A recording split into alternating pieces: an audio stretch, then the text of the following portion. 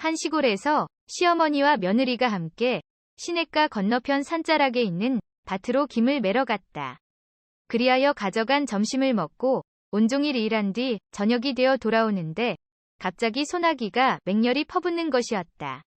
이에 두 사람은 나무 밑에서 잠시 비를 피했다가 소나기가 그치니 옷이 모두 젖은 채 돌아오면서 냇가에 이르렀다.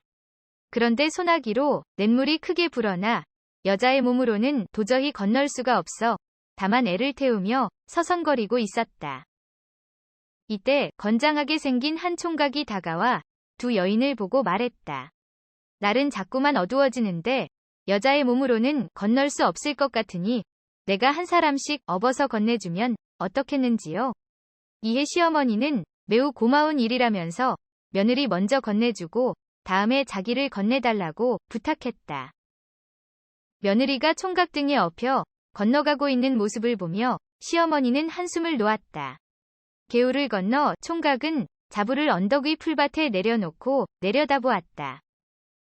치마가 몸에 달라붙어 자부의 미끈한 몸매와 속치마 한 겹 너머로 흑고개 둔덕이 두드러지게 보이자 청년은 춘심을 이기지 못하고 자부를 안아눕히며 거칠게 파고들었다.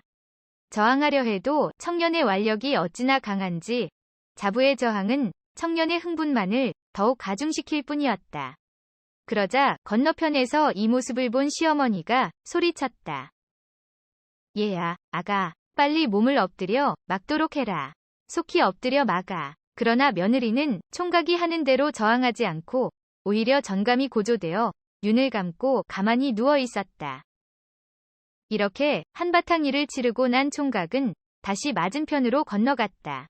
그리고 아무 말 없이 시어머니를 업고 냇물을 건너 이쪽 언덕에 닿자 역시 풀밭에 눕혀놓고 앞서 며느리에게 한 것처럼 힘차게 누르며 마음껏 재미를 보는 것이었다.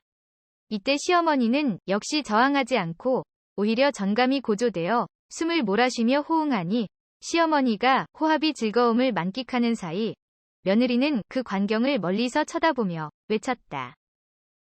어머님, 저더러 몸을 엎드리라고 하셨지요?